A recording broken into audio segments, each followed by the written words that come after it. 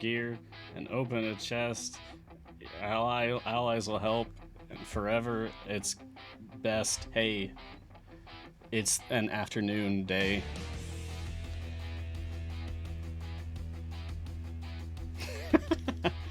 I started that and instantly forgot the words. So that's cool. That's the energy we're bringing to this one. Hey, y'all. What's up, Nox Anguis? And I know Terringer, Counting Coup, and Star Chaser are already in chat because I was watching y'all. I was lurking. Saw your conversation.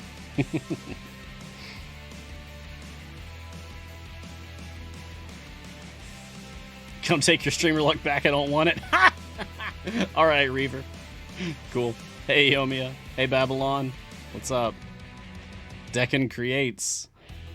Yeah, Wednesdays I've got 2 shows. That's how it's always going to be now. I have a morning show Monday, Tuesday, Wednesday, Thursday, Friday, and then I also have an afternoon show on Wednesdays. Hello, McEakley from Turkey. I am Mars from your computer. Mitsumu. Misread your name, sorry. The code command for Nightbot will be updated as soon as you can actually see my face. That's how we always do it. That's how we'll always do it. I got some leftovers I'm going to try to get through. Cruciferous Kale, congrats on episode 100. This is from last month. Knowing what you know now, what would you have done differently than when you started out with your stream? Don't be afraid to just try stuff. Yeah, you never know what's going to land well until you just give it a go. I was so scared of doing anything, of trying anything. Now I'm not. It's a big difference. Reds fan, question, Mars, is Yorvin bald? No? I don't think traditional, ideas of hairiness and baldness apply to an entity that's covered in fur. I think that just changes the rules. Geocomio, which is better, shiny or gold? Gold. It's literally twice as good. Mikey Jr., question, can you rotate mushroom pie pieces? Nope! Would love that. You cannot. Chark151, has Mars ever tackled the tea leaf soup conundrum? This isn't tea! This is hot leaf juice! That's all I have to contribute, that Iroh quote. Dragavondo, hey Mars, congrats on your century, thanks. Just curious, what are your favorite songs of Rogue Inspiration? For me, the best are Drop of Time, Hive Mind, and Never Win a Dreams. Never Win a Dream! Drop of Time is excellent. Greatest Dwarven King. Prince of the Abyss, Deal Me In. And Won't You Be My Friend. Those are my favorites. Keith G, question, I have Deacon and Shandy. Can you recommend a speed character to get with Time Gate pieces? Sentry and Briv and Melf. Huff Puff. As fun as the waffles to pancake thing is, if you haven't been catching mixed stream successful, you should probably change back to normal. Yeah. I've actually had a conversation about that with my partner just last night, in fact. So yeah, I'm with you, Huff Puff. Jamin Yielding, are there plans to fix the current resolution issues on Android? I often see backgrounds wrapping incorrectly, or bosses like Tiamat with heads floating in midair. What? Wow, that's wild. I don't know. Since I'm not a fixer, I don't know that one. But I can push that along and ask someone if there is any plans for that. Yeah, you know what? I'm going to mark this one to come back to. Yeah, there we go. Gurugi, speaking of potions of polish, how should I spend them? I've got 30 of them, but no idea how to effectively use them. Cool.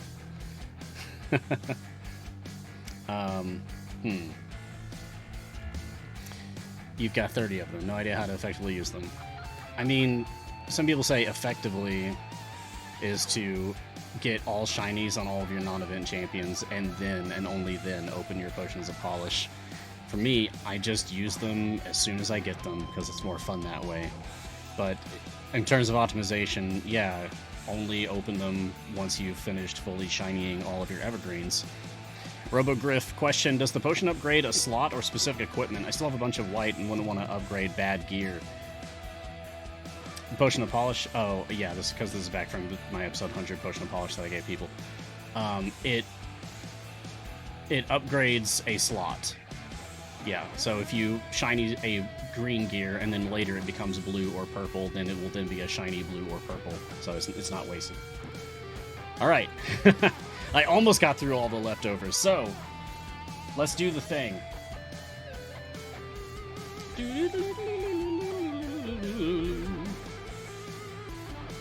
Aha! Hello. Welcome. Greetings, champions, and welcome to Mars Guiding Hand. I am Mars, and this is Untitled Champions of the Forgotten Realms, a free-to-play, officially licensed Dungeons & Dragons formation strategy management video game from Codename Entertainment. On this show, we take a look at the latest content, discuss strategies, and answer any questions that you may have about the game. So get cozy, grab a drink, and join me for a while as we take a deeper look at all things Idle Champions. Today is still Wednesday, January 5th, 2022. 2022. And on this 102nd episode of Mars Guiding Hand, we're going to be talking about this latest content update that just landed. It's pretty cool. It's all about patrons. It's all this, like, awesome new patron stuff. Now, I hinted that I knew part of what was coming, but I didn't know all the details. So I'm really excited to actually go through all of these things with you. I knew variants were coming. I had no idea what the variants were, how many there were, where they are. I knew Patron Perks were coming, no idea what they are yet, haven't looked. And I knew that some items were being added to patron shops. But the only thing specifically I knew of those were the skins. So we're going to dig into all of that and fit in as much as we can comfortably within reason. So yeah, get cozy and hang out with me for a while. So, as we always begin, today's tea, I had just a plain, simple decaf English breakfast this morning. So, for the afternoon show, for the content update, special. I did a special tea this time. So this is Harvest Spice, part of the seasonal selection from Friday afternoon. It is a blend of black tea, apple, cinnamon, ginger, cardamom, natural apple, vanilla, and ginger flavoring. Basically, this tastes like an apple-y chai. And I'm quite pleased with that. That is exceptional. This is one that I would get again. Very good. So you'll see that currently, the adventure that I'm in right now is actually one that I started this morning. Those of you who were here just a few hours ago, you may remember that I began my Trials group. I recruited people to my Trials group, and we started a Legend difficulty, that's Tier 4 difficulty, Trials of Mount Tiamat campaign, and I put together a weird formation using Dritz DPS, along with Esmeralda, Korth, Brig, Keelek, Evelyn, Catti-Brie, Wolfgar, Nova, and Celise. And with that team, and with my full Modron core, my Modest core that's all epicked out, we walled at 717. So, we got weird with it, and it worked out very well. Our objective was 550, so we blasted that out of the park. Very nice. Love that. So we can go ahead and end this, and then I can start looking over all these new variants that got added to the game. So, I'm excited. Cool. I've done my part. Have you? Looks like Ardenner and Dr. Nightfall are already ahead of me. Come on, Midnight Griff, pull your weight. Pull your weight. Nah, we're gonna kill it anyway. Okay, so let's do this. Starting with Grand Tour of the Sword Coast, I see there's a blip here. Temporal Rift in the Goblin Halls. Search through the Citadel, find the Twilight Grove in record time. Let's complete the 32 Grand Tour Adventures of Variants, complete Area 100, and click 50 distractions. Hey! Time is sped up by 2x, 2 times. You must complete Area 100 within 30 minutes of starting the objective. You must click on 50 distractions before completing the objective. Really? Really? Well, that's cool. Hey, anyone who's been here for a long time, you might remember when... Oh, where is it? Is it here? When dinosaur racing was brand new. When this was brand new, dinosaur racing. Complete Area 50 and complete the adventure within 30 minutes. When dinosaur racing was added to the game, speed champions didn't exist. Speed potions didn't exist. The fast Modron core didn't exist. We had no means of speeding up the game. It was just put your champions down, like, click kill things yourself. I'm not sure we even had familiars yet at the time. Yeah, and it was just get through this as fast as you could. You had to really pay attention and, like, pick up all the stuff on the ground. Yeah, that's right, you had to pick up all the things on the ground because we didn't have familiars yet. With the addition of speed champions and familiars and all of that, doing Area 50 in 30 minutes became a cakewalk. You can just set up a formation and forget about it. So it looks like this is the modernized version. Temporal Rift in the Goblet Halls, complete Area 100 in 30 minutes. And you must click on 50 distractions for completing the objective. Now, I wonder if familiars do that for you. I wonder if familiars can still just click on distractions for you, which simplifies the whole thing, of course. But wouldn't it be more fun if I tried to, like, dexterity checks, see if I can actually do it myself? That'd be more thrilling, I think. Only one way to find out! Okay. But before we commit to something, let's check out the rest. Oh, yeah, and Goblins messing with temporal mechanics? Mystra, help us all. I love that comment, Reaver, because my character Mars, Cleric of Mystra, messing with temporal magic. Yeah. That's fun. Okay, Barovia. So we got the Strahd squad for Seeds of Deceit. Must complete a 27 Grand Tour Adventures or Variants. Complete Area 275. There's a 40% chance with each wave that 5 additional Strahd zombies appear. They don't drop gold, nor do they count toward quest progress. Due to Strahd's influence, champion healing is reduced by 75%. Okay, it's still just 275, even with additional zombos that don't drop anything. It's still just 275. Not really worried about that. Maybe that's an easy pickup for influence then. We'll talk about that in a minute. Oh, right, there's one more Barovia. There it is. A nod from Strahd. Complete Area 325. Head to the Amber Temple to help Casimir while repelling Strahd. Must complete 29 Grand Tour Adventures of Variants. In each boss area, Strahd on horseback appears. You must defeat this additional boss to advance. When defeated, he runs off the screen. Only champions intelligence of 13 or higher can be used. Okay. Champions intelligence of 13 or higher. So this is like training for Strahd patron variants. Yeah.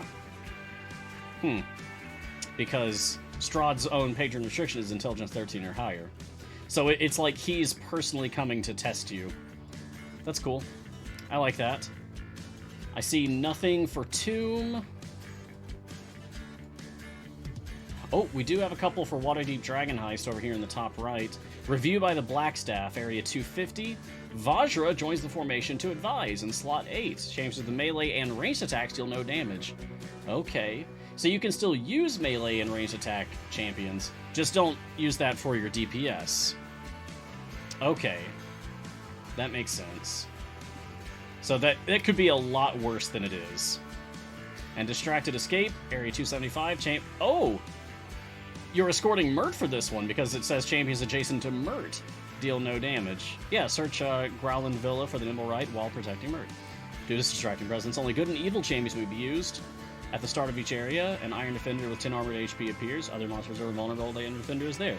Neat. So those will seem like training modes for the patrons. That's cool. All right, let's check Baldur's Gate Descent into Avernus. See one in the top left. I see one over here at Bell's Forge. So this is Fire and Brimstone. Let's complete 41 Descent into Avernus Adventures variants. Complete Area 525. In each non-boss area, is a wall of text, one lesser fire elemental appears with each wave. They do not count toward quest progress, nor do they drop gold. The elemental's movement is 300% faster, not a big deal. If the elemental hits with an attack, it explodes, and all champions lose 20% of their max HP. Okay, actually a big deal. In each boss area, Cultist of Zerial appears. You must defeat this additional boss to advance. Only champions with strength of 10 or higher, charisma of 13 or higher can be used. So, real quick, right out the gate, I'm going to immediately mention this is probably important to note. You shouldn't use potions of heroism here.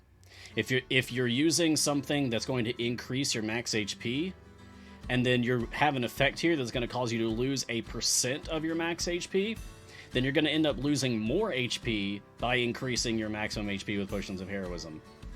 Because healing champions are not percentage based; they're just raw numbers.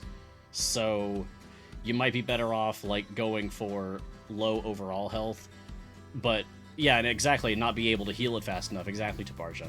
So you should probably go for just like the maximum, the minimum number of tanks that you actually need to do this, which I suppose is 3, or Turiel plus 2. Yeah, and then not try to stack up health. Yeah, because you could kind of shoot yourself in the foot that way. Okay, and over here at the Monument to Tiamat, we've got for quest lines, it's just the worst. Thus completed 40 descent to Adventures or variants. Complete area 500. Good champions cannot be used. Neutral champions on the good and evil axis deal no damage, so they want you to use all evil. Oh, can't use Turiel due to stat restriction.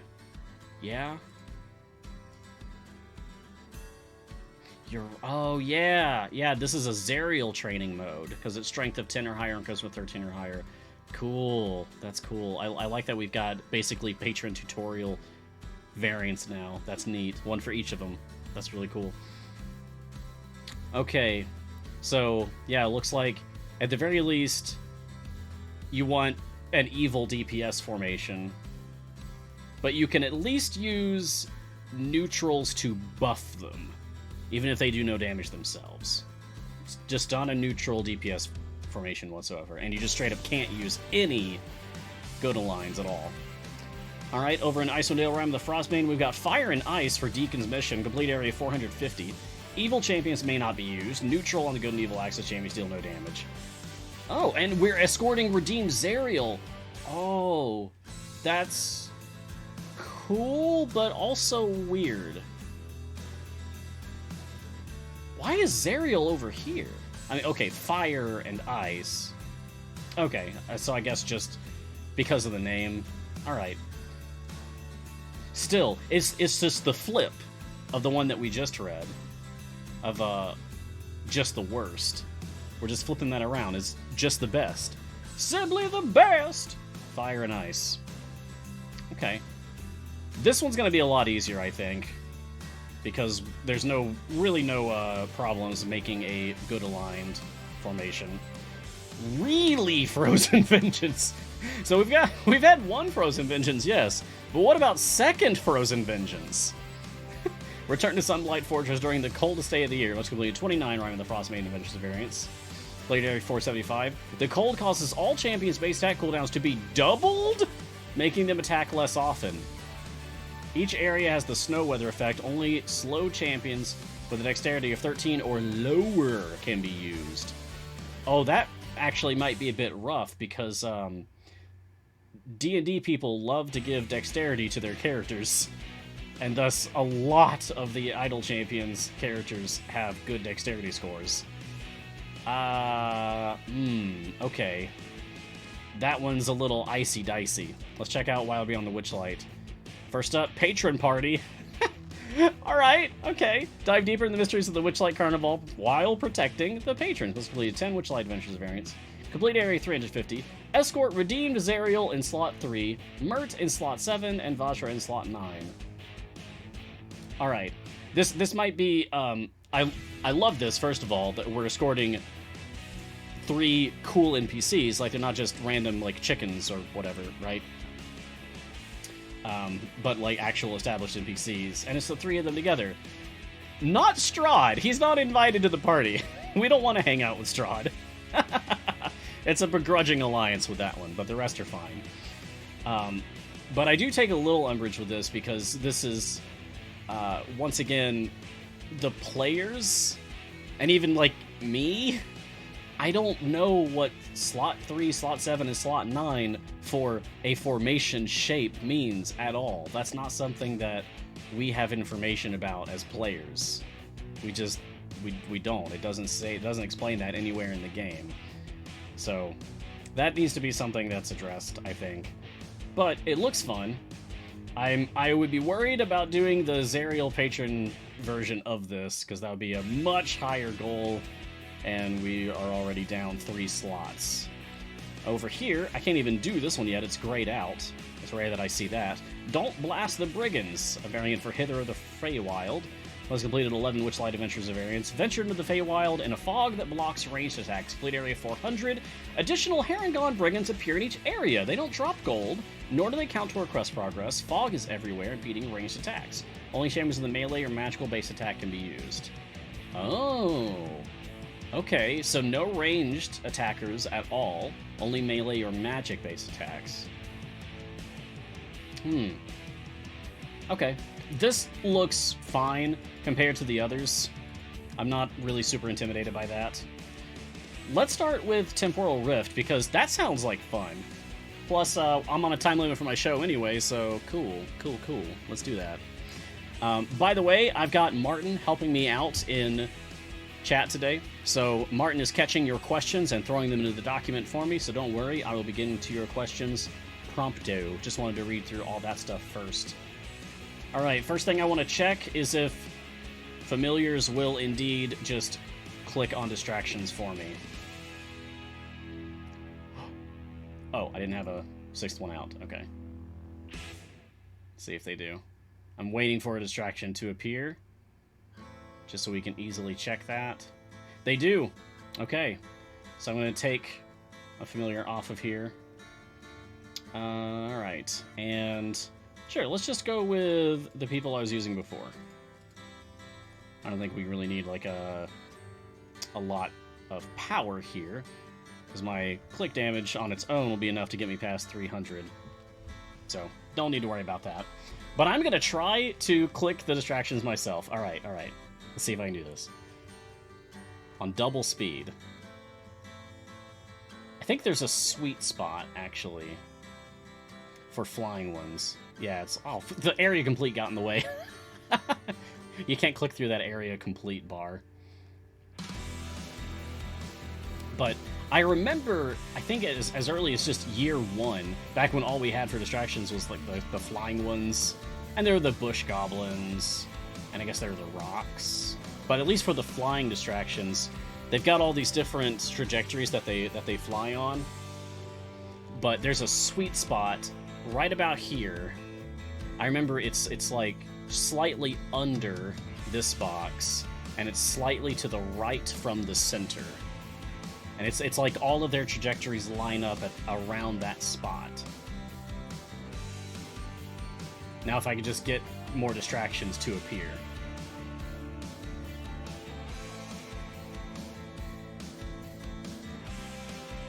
I'm not getting any. Come on. I just want to prove to myself that I can do this. Alright, I'm just going to try to, like, passively keep an eye on this. Ooh. You know what? We can test this, too. I wonder... Okay. What if I intentionally let my game go to 100, and I don't take down enough distractions? I just got my 3rd. I need 50? What if I don't hit all the distractions? Like, will it just come up and saying, failed? Or will the timer keep counting down, even past stage 100, to give me extra time to click the distractions? Because it says you must click on 50 distractions before completing the objective, but is completing the objective beating stage 100, or is completing the objective hitting the reset button? I'm betting it's a reset button. Oh, we've already got people in chat saying, Speller Bass timer continues, Noxanguis keeps counting. Old Man Master, you won't fail, you have till the timer ends, Ballast time will continue. Alright, cool. That's like 5 of you all at the same time saying that it will continue. Alright, cool. So my suspicion is correct then. Nice. Well, in that case, I was going to put Familiar on and let them do the work. So that way I can get to questions. So, already did what is today's tea? Mekikli, will there be Turkish support? Maybe? I would like the game to be localized in many languages. But, I don't have authority to speak on that. But what you could do is ask Justin and Dave on Developer Insights. They would be the ones who would have that information, I'm sure. So check that out on Thursday. That's tomorrow. They're the founders. Idiot Control Someday. Yo, Mars, what's up? I think I got some of your streamer luck while you're offline. When I was opening Yorvin chest the Monday after the event, I got 2 shinies from the 14 gold chest I had for him. That same day, I got a shiny for Dahani from an Electrum chest and a slot 1 Ashara shiny from a silver chest. I needed all the sunglasses that day. Oh, that's awesome. Congrats. That must have felt really special. Jackpot. Nice. Very cool. Oh, Bayushi Akira, did you gift subs? That's very nice of you. Thank you. Cheers. The chat program I'm using to watch chat myself doesn't show me that. So I appreciate Lauren and Martin for pointing that out. Thanks for being so generous to the community. Dizarek. In what order do I do the adventures for the permanent bonuses, like the extra gem at boss drops or permanent damage over all campaigns? Oh, you're asking, like, how to prioritize your global blessings? Once upon a time, I did put out a blessings visual aid, which also spoke about, like, priorities, but that thing's been outdated since, like, year 2 or 3, and I've got no intentions on updating that one, because it was never really popularly used. That being said, let's check them out. Okay, so your first priority for global blessings, I think, should be the tier 1 global for the first 3 campaigns, because it's pretty easy to get. And it costs about the same between these 3. It's just ×2 damage. So pretty easy to grab. No big deal. You can knock these out pretty quickly within like a week or 2. I know because I have done getting the tier 1 global on my brand new account on Epic, my casual account. That only took me like, a couple weeks playing casually. That being said, looking at the other global blessings, Gem Hunter is huge. And for that matter, it's worth mentioning that there is a second Gem Hunter over in Rime of the Frostmaiden tier 3. But this is going to take a bit more work to get to. You do want Gem Hunter as soon as you can if you are trying to prioritize earning gems so that you can get more chests, that you can get skins, that you can get familiars. More gems, more better. It's all about gem farming. You want that free-to-play currency. Less distracted, that's not a big deal. But start strong, start all events with 2,500 more event tokens. That's a huge one. You definitely want that one. The sooner you get that, the better, because that's like a little bit more gameplay for every event. And so that's going to make each event that you play more cost-effective. So this just becomes more valuable over time because it is effectively giving you more free tokens each time it triggers once you pick it up. Looking at the rest, I mean, turn back time is going to be really good. Especially if you haven't unlocked all of the characters yet, and you need to do time gates to unlock them, then yeah, turn back time is a good one. But that's tier 5, Tomb of Annihilation, that's going to take a while. So let's see. I mean, Temporary Worship is useful, but I wouldn't say it's a priority.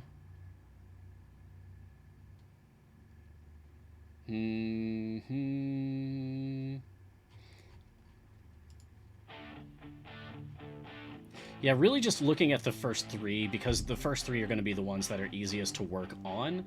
I would prioritize Gem Hunter, Start Strong, and Golden Luck. For sure, Golden Luck. Increase the chance of a boss chest upgrade into a gold chest by 2% over all campaigns. I would prioritize those 3 after you've gotten the tier 1 global for each of these 3. Hope that helps. K. Malsum, Do you need to join a campaign for Trials of Mount Tiamat? I just got to where I can open it. Oh, do I need to join a campaign? No, I just set one up. If you're asking for yourself, you can either start up a lobby yourself, or you can look for an open public lobby with empty slots that you can join. But as for me and my house, no, I'm actively in a Trials group right now. I started it this morning. I usually start these on Wednesday afternoon streams, and I forgot about that and started it this morning instead. Next week I'll start it on the afternoon. Reaver01, training mode variants. Why am I picturing Mert, Vajra, Strahd, and Zerial if they starred in Police Academy?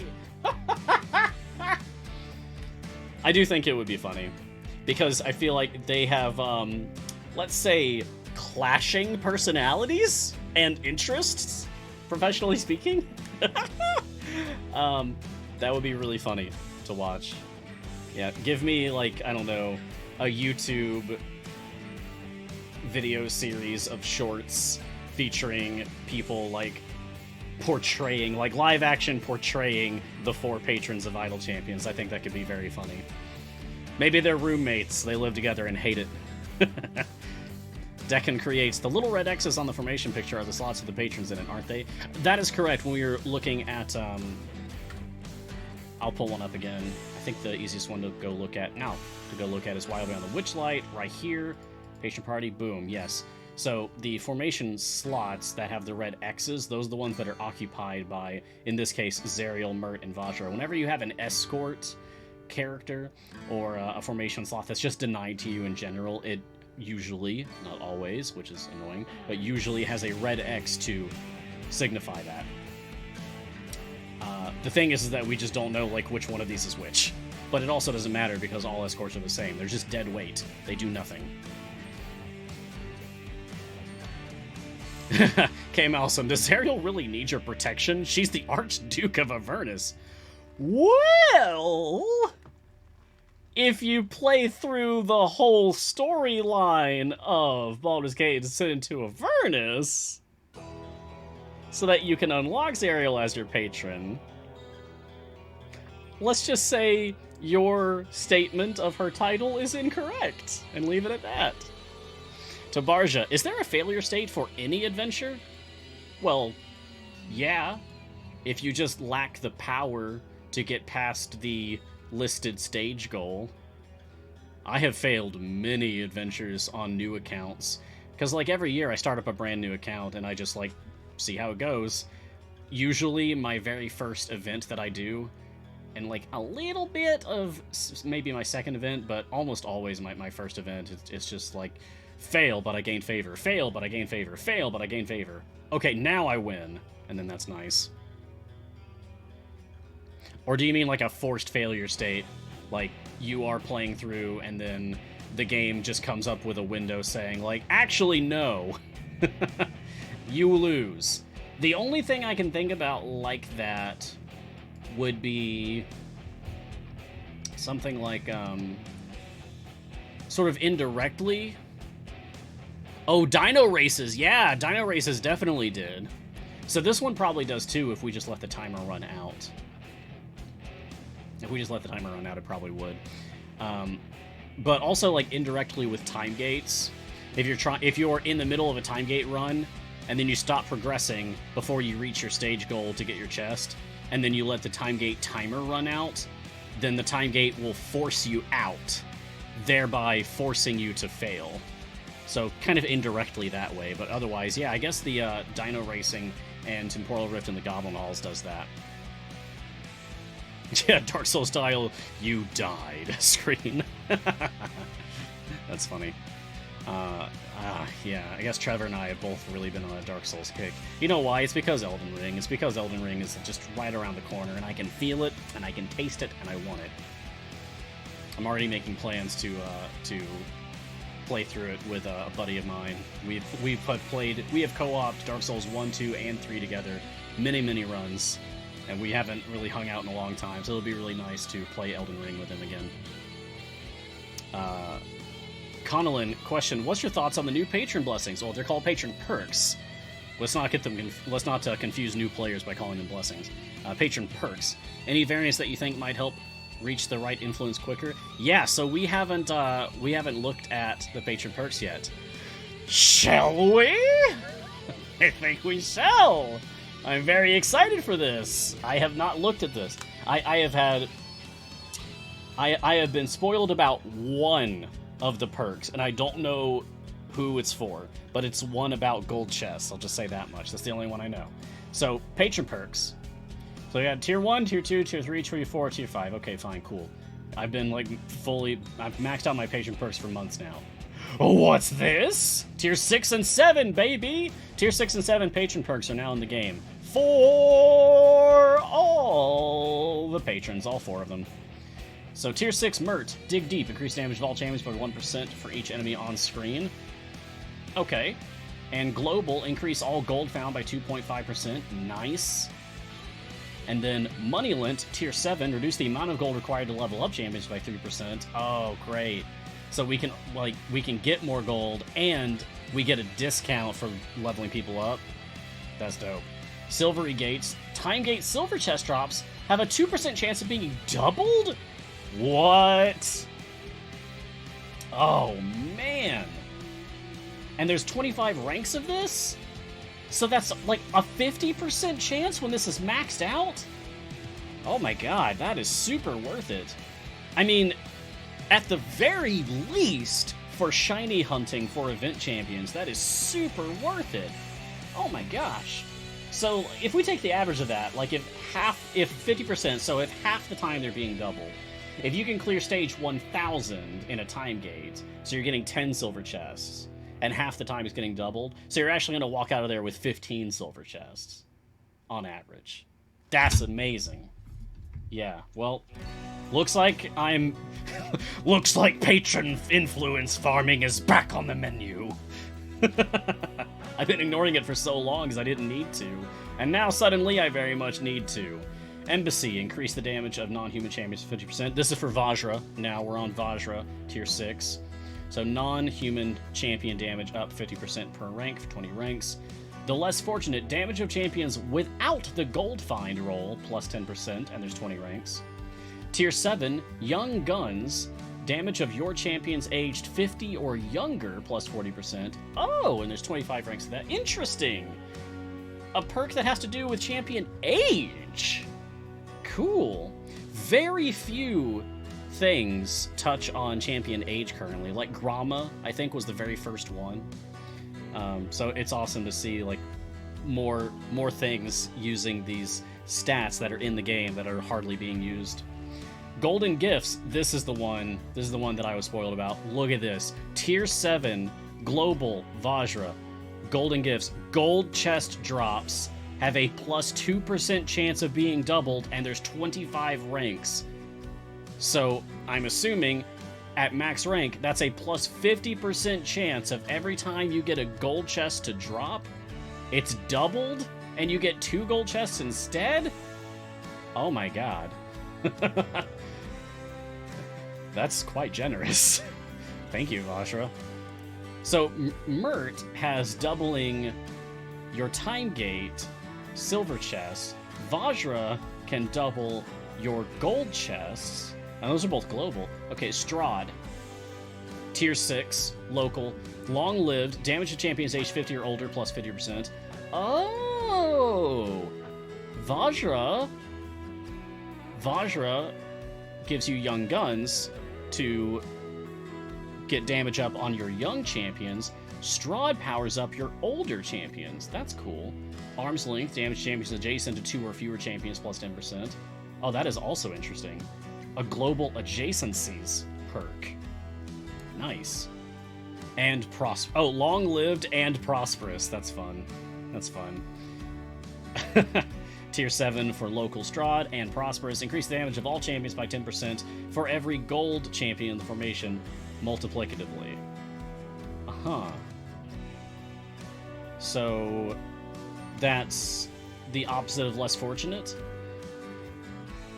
Now, I'm assuming less fortunate is additive, because it just says plus 10%, whereas Strahd's explicitly points out that it's multiplicative. That's cool. And unlikely allies, global Strahd tier 7, global damage plus 5% for each good-evil pair of champions in the formation. Oh. Oh, that's cool. Because, like, in actual practice, you end up having a mix of alignments in a good formation. Like, even Ashara, you're going to have a few goods, maybe even a few evils. I mean, Baloth's evil. Baloth's fantastic. Nice. And there's 20 ranks of that. So that's at least plus 100% just for a single pair. Sounds good. Alright, Zerial, tier 6, local, only the strong. Increase the damage to champions with a strength score of 12 plus by 75%. And there's 50 ranks of this? Holy moly. Okay. Krond is a happy boy, I assume. Although, local blessing, can you use Krond for Zerial? I don't remember. Well, you're not Krond. No, his charisma's not high enough. Okay. No Krond, no Krond. Still very interesting. And then... Oh. What's happening? Yes, I am here. Load me. Alright, cool. No trial left undone. Increase damage of champions on a trials amount. Tiamat Trial Avenger by 50%. That's so thematically appropriate. A Zerial Global Blessing that gives you trials amount Tiamat damage bonus. Because the whole reason you have access to trials amount Tiamat is through beating the Baldur's Gate into Inferno storyline, which also gives you the Zerial Patron. Like, they're tied together. That's really clever, actually. I like that a lot. Like, not just because of the effect that it has, which is good, it's very good, but also it's just very thematically on brand for Zerial and Tiamat and that whole storyline. Brennan McGee, this is not future content.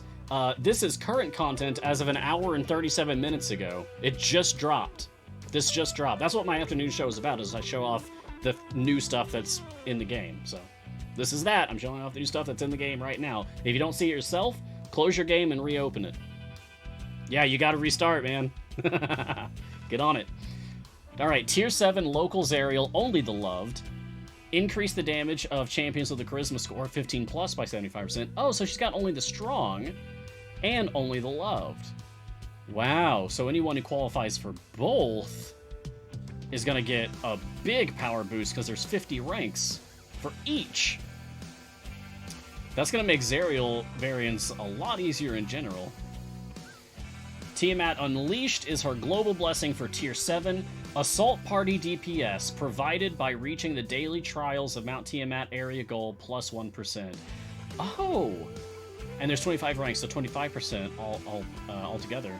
So, Zerial has 2 global perks that are specifically about improving your experience with the Trials of Mount Tiamat game mode, making that easier. Nice. I love that. Hey, and just in time, we finished the thing. Yes. Passed. Passed. Alright, let's go ahead and end this, and then we'll start a new one.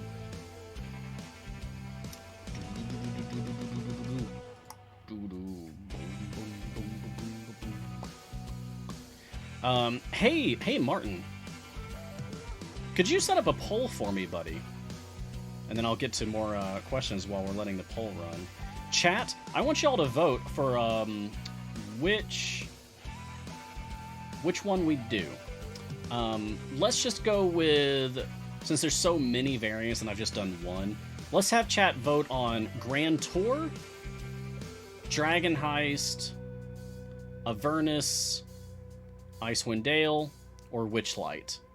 And then I will pick the one to do from whichever campaign wins. How about that? Just the 5 campaigns that we have had stuff added to today, and then I'll do one from that. So chat, you decide. I'm sure Martin will get that up in just a moment, and thank you, buddy.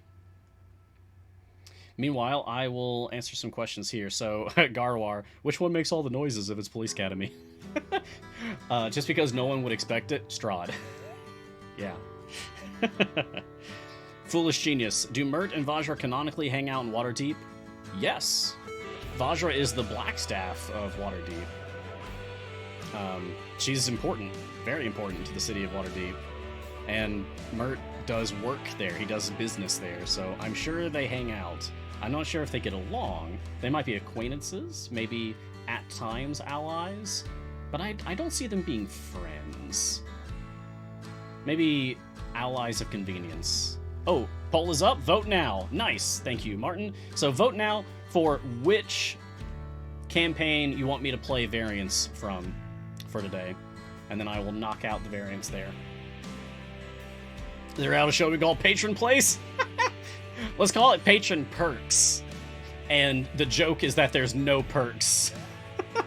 It's all terrible. It's terrible for the patrons to be living together. It's ironic.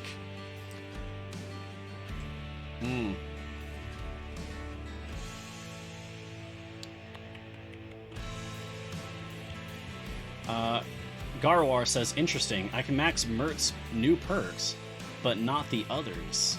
That is interesting. Garwar, since you're still here, is that even with, like, having done all of the stuff? Like, having done all patron variants? Or do you still have some left that maybe now you could clear with the added patron perks, and then, by virtue of clearing those, have enough influence to actually get all the things? He says, oh my god, I don't have enough influence with Strahd to get the GE. Oh yeah, we gotta take a look at the patron shops to see what we get there too. Yeah, he has very few variants left. Wow. Wow. Okay. Interesting. Are you serious? Is the poll a tie? Did it end on a tie? Okay. That's fun. I mean, I'll just make a decision if I have to. Hypnagogia in the and prosperous perk. What is a gold champion? Gold find? Yeah. So champions that have the gold find role. For example,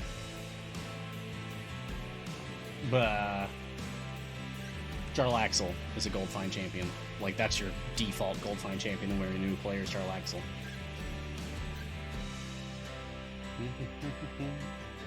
Arcane Paradox, check out the new stuff in the Patron shops. Oh, I will. As soon as I get into another adventure, I will do that immediately. The biggest Xander, quickest way to unlock new heroes? Well, the quickest way is every event, you can get 3 new characters. But between events, there's also a Time Gate weekend. And Time Gate weekends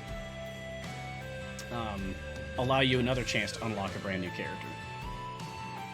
Oh, Martin says, Witchlight by 1 vote.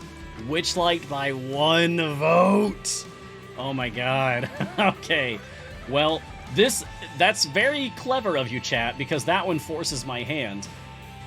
Although there's 2 variants added to Witchlight here today, I can't play the second one. It's grayed out. I don't have 11 adventures and variants done in Witchlight. I only have 10, because there are only 10 until I beat this one, and then I would have 11. So if I have to play Witchlight, I have to play Patron Party. Okay, so let's do that. Patron Party. Woo! Look at Zariel! Oh my gosh. Get out of the way, rabbits. Zariel's model is so cool. Oh, why can't she just be a champion? That looks awesome. I guess Rhea is the closest we'll get to just having Zariel herself as a playable character. So, good enough. Good enough. Yeah, this aerial model is super pretty. And also wicked cool at the same time. I love that. That is really good. Okay, let's see.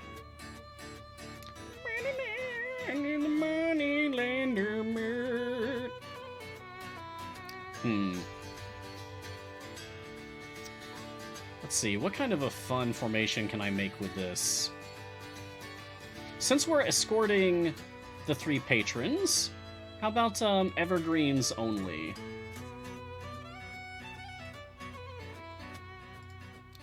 Yeah. I'll just start by getting the standard evergreen set, and then move stuff around as I need to.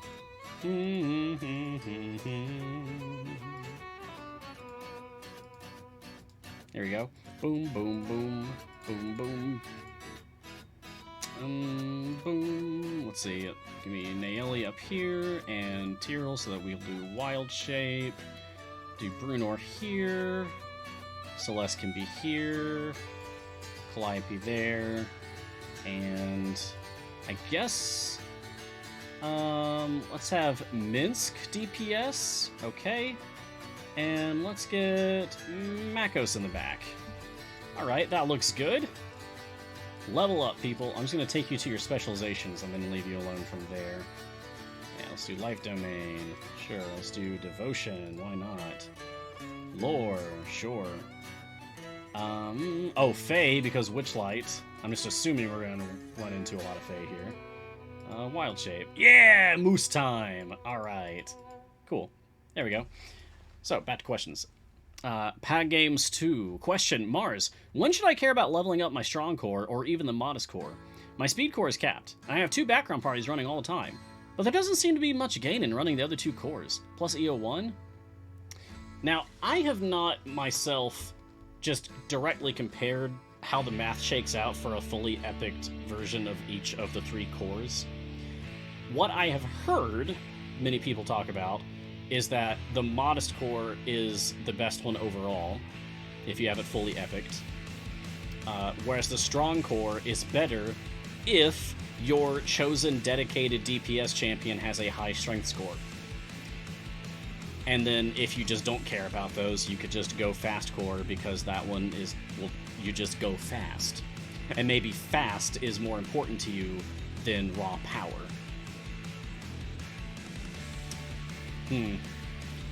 As for me, I use the Modest Core because that's the only one that I have that's fully epicked out.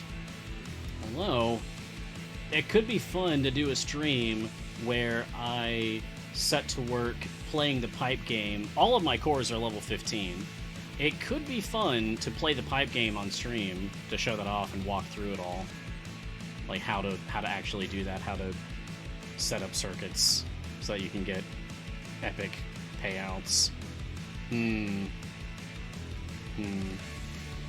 Well, at the very least, Pag Games 2, you should care about leveling up your cores, because what if something changes?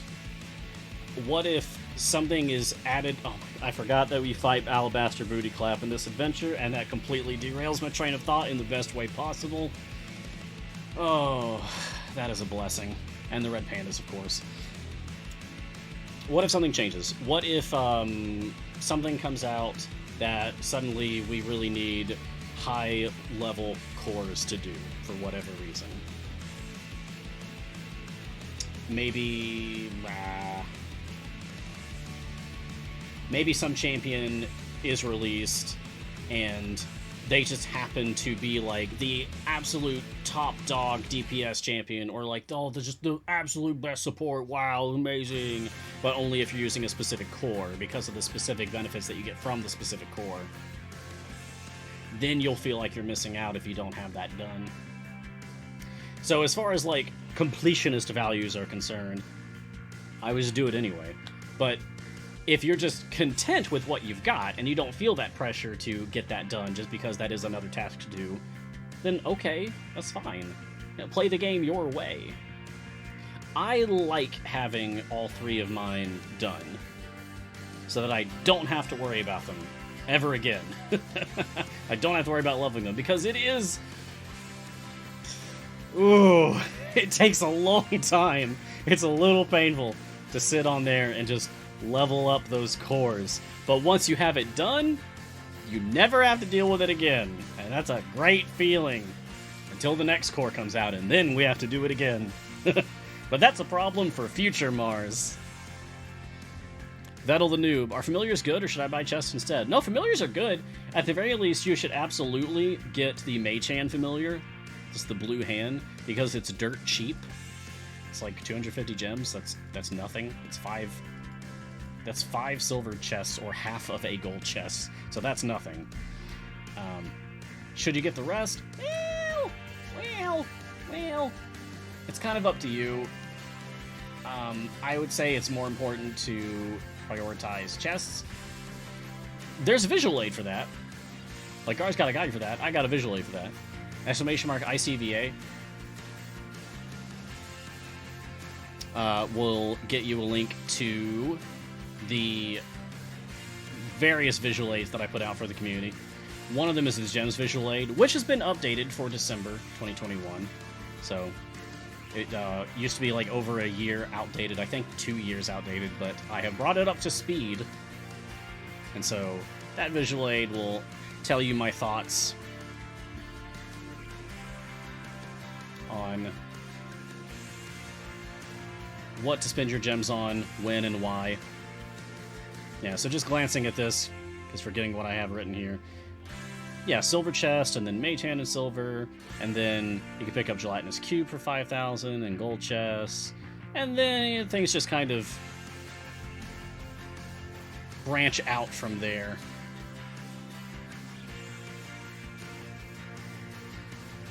Niskus question, where's the Minsk Boo skin come from? Well, actually, you know what? I was about to say, I don't remember, but I linked myself something, a resource that someone in the community made. So hey, a quick community spotlight shining on Stagecraft's champion skins and where to find them. Oh, well, that's unfortunate. I apparently didn't, I didn't put the link in here correct, and the URL is actually going to something different in my own notes, but I can fix that. Anyway, the champions, yeah, we have a user who a month ago, Stagecrafts on Reddit, user Stagecrafts, thank you, whoever you are, put out a champion skins and where to find them guide, and they seem to be keeping it up to date, current as of 22nd December 2021. Nice. So this is a very cool thing. Let's see. Can I drop this into chat myself? I think I can. There we go. I just dropped that link into chat myself. So this Reddit thread on the Idle Champions Reddit tells you the whole list of all the skins in the game and where to get them.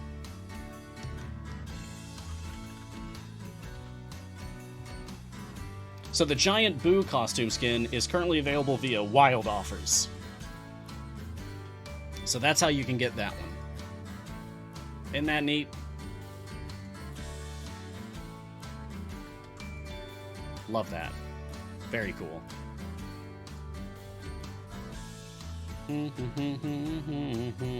Yeah, I rickrolled myself. That's funny.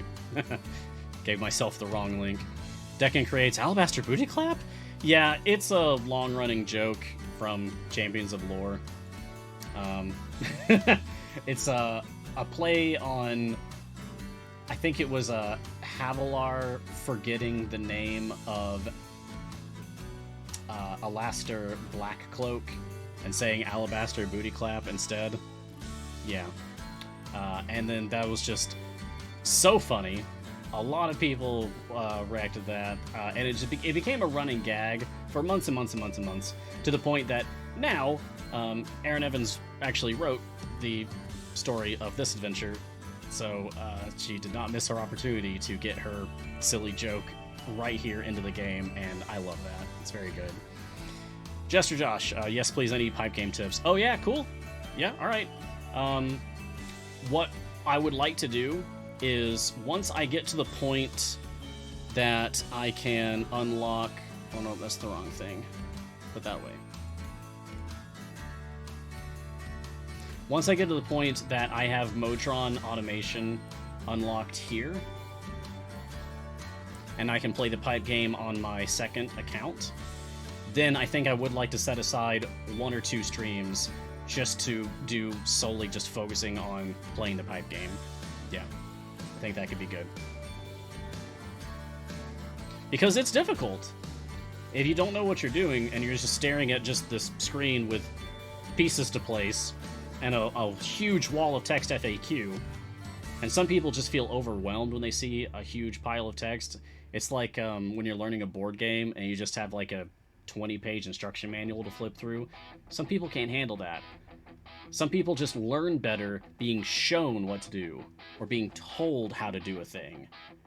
So I could do that. I could actually play through the pipe stuff once I've got it going on my second account. I can do it on both. Supply, what if they add new nodes and levels? Yeah, what if they do? They might. Level 15 seems like a weird level to just have Modron pipes end on, right? I would assume that level 20 would be the appropriate level for things to end on if you're doing a level of system like that just goes to a low number. Because Dungeons & Dragons, level 20 is the level cap. So, I don't know. There's a small part of me that hopes that maybe we'll actually have like an expansion to Modron cores. There'll be like another ring, and you have to do another 5 levels to get access to that, and then level 20. And then that would be the final thing. That would be neat. I like that. Plash, did they nerf Azaka farming? I'm not getting any favor. No? Are you sure you're doing it right? They definitely didn't nerf Azaka farming. In fact, if anything, Codename Entertainment is celebrating Azaka farming. Thank you for the perfect segue so that I can talk about what's been added to patron shops today. I want to lead with my absolute favorite thing that has been added to the game today, which is Farmer Azaka skin. I love this. Words fail me. This feels so genuine, so loving, because think about it. Just, I want you to sit with me and think about this. The strategy of Azaka farming was conjured up by the Idle Champions community. C&E didn't make Azaka with the intention of her working the way that the community has decided to make her work. The community decided that. It's immersive game design. It's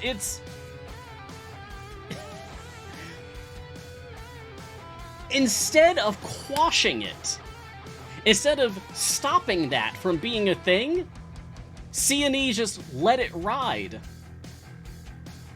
Yes, emergent gameplay, thank you. Thank you, Glassjaw Holster. It's emergent gameplay. C&E let it ride. And then, to, I guess, immortalize it, has given us a skin to dress her up as a farmer with the hat, and you can't see it here from the preview, but she's also got overalls and a giant pitchfork, and instead of summoning tigers, she summons a couple of, like, farm dogs. It's incredible. I love that so much. It's amazing. Alright, I'm gonna get off my soapbox here. I feel like they made something... This feels like a gift to the community. To say, like, hey, you know what? Azaka farming? Yeah, that's really cool. Thank you, Idle Champions community, for coming up with that. Here's a skin to show that we like it a lot. Yeah, Zaka farming with Zaka as a farmer is incredible. Aqua just unlocked their first patron. Nice, congratulations. Yeah. Sorry I misspoke earlier about the immersive thing. I meant emergent. Thank you. Yeah, I was getting so excited. I knew this was coming for a little while, and I've just been biting at the bit to talk about it, and now I finally get to. It makes me so happy. Okay, anyway. Other stuff that's been added to the patron shops. Also exciting. Mind Flayer Alkorea skin. So, we have Mind Flayer Hitch. We have the Gnome Xenomorph Zorbu. Is that what it's called? Ceramorph. Yeah, not Xenomorph, Ceramorph. Yeah. Yeah, so Gnome Ceramorph Zorbu. And Mind Flayer Hitch. And now, also, Mind Flayer Alkorea. So, you know, one more step closer to full Mind Flayer formation? Huh? Huh? Huh? Maybe give it a few more years? A few more skins? Yeah, Molkoria.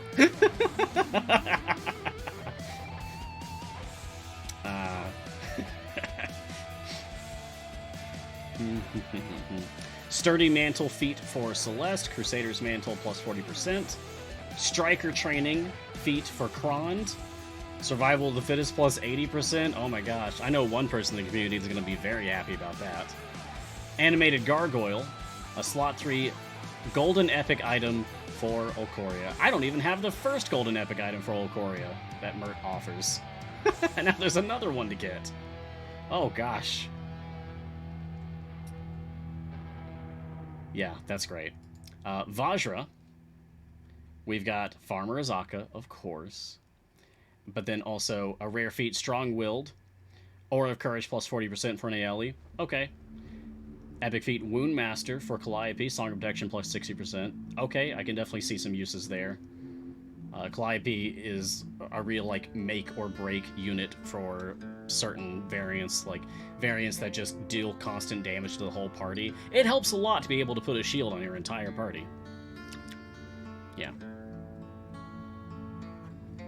And then Obalaka Puzzle Cube. A slot 2 global DPS increase, golden epic item for Azaka. Nice. I don't even have the first one. I've got to get to work, y'all. Oh, you're gonna see me doing a lot more Vajra variants in the next several days. Because I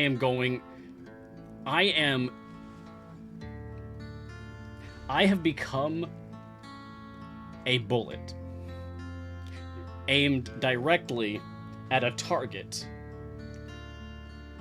at a carnival game stand.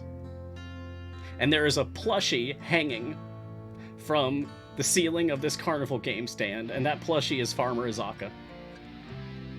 And I'm going straight for the bullseye of this target so that I can unlock this character. I gotta get this skin! I've gotta get this. It's the best skin in the game. Stravan Zarevich. Watch me, I'm gonna have it before Friday. Alright, Stravan Zarevich. Vampire Dragonbait. I like his little teefies.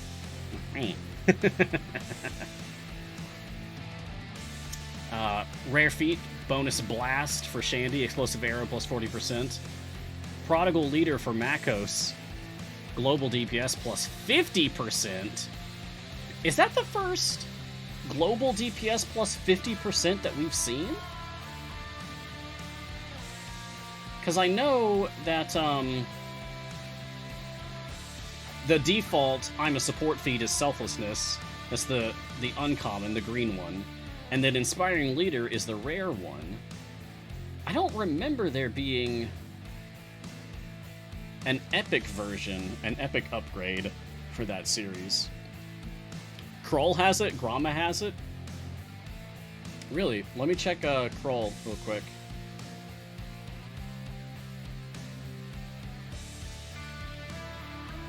Oh yeah, there it is. Combat Master. Increase the damage of all champions by 50%. Oh, interesting. So they went with a different name. Even though we already have like an established name for 50% all champion damage. I mean, I guess there's no rule saying that they can't have it be different names. I'm just surprised. Okay. Neat. Thanks for pointing that out, chat. Gromma also has the same name. Oh, interesting. Maybe that's something that they'll change to match with the others. But also, I don't think it really matters that much. Pride of the Leader is a good title. I like it. And then Belt of Many Pouches. Slot 3, Scent Roasted Vegetables buff. Golden Epic item for Dragon Bait. And then there's Zariel. Zariel has some exciting stuff, I've heard. Blood War Rhea skin, which I can get right now. Oh my gosh. Done. Done. Gimme. Yes. Okay, so that's one. That's one thing done. Yeah. Rare feat, well-rounded. Permanently unlocks the well-rounded feat. Monsters People 2, plus 40% for Ishii. And Epic Feat Golden Touch. Air horn noises. This one's huge. It's Plague Pilfer, plus 80% for Kroll. I feel like out of all the feats that they added to the patron shops, this is absolutely the big winner for today. Plague Pilfer plus 80%? Oh my god. That's incredible. And then Armor of the Avatar, Slot 3, Searing Radiance buff, Golden Epic item for Rhea. Okay, sure. Yeah, it's very cool armor. I do very much like the art on this a lot. It's really cool armor. That's the kind of armor one of my characters will wear. I love that. But Vajra. Vajra's going to be my focus. Just so I can get Farmer Azaka. And then I will probably go Zariel in the hopes of getting this Golden Touch feat for Kroll. But that's a lot of influence. That's 1.00E09 influence. I need 3 times as much as I have to unlock that. That's asking a lot. That is asking a lot. All right, let's spend some influence on perks. What can I do with this? I'm always going to prioritize globals over locals, because I can use them elsewhere as well. Ooh. Alright. Yeah, there's no way I was ever going to be able to finish all of these. Yeah, alright, so not a single one can I finish with my current influence. I've got some work to do. And isn't that what the new year is for? New commitments? I don't know what the new influence cap is, Relicis. Yeah, apparently from things that I'm seeing like in Discord and in chat right here, apparently not all of this is currently attainable. Which means we're going to have to make hard choices for which one things you're choosing to put all of your points in, put all of your influence in for the perks, and then maybe just wait. Maybe just wait for more variants to come out, and thus more patron variants to do, and thus more influence to be claimed, so that you can then unlock things, unlock more perks. Yeah, it's an exciting time. You can 100% Mert currently? Nice. Well, that's good to have that confirmed, says Garwar. For letting us know. Thank you. I'm sure as soon as it becomes possible to 100% any of the others, it will be made plain. It'll be made clear. Like, people will talk about it openly. Oh, Supply says they've 100%ed all but Zariel. And is that with the updated Tier 6 and 7 Supply that just came out today?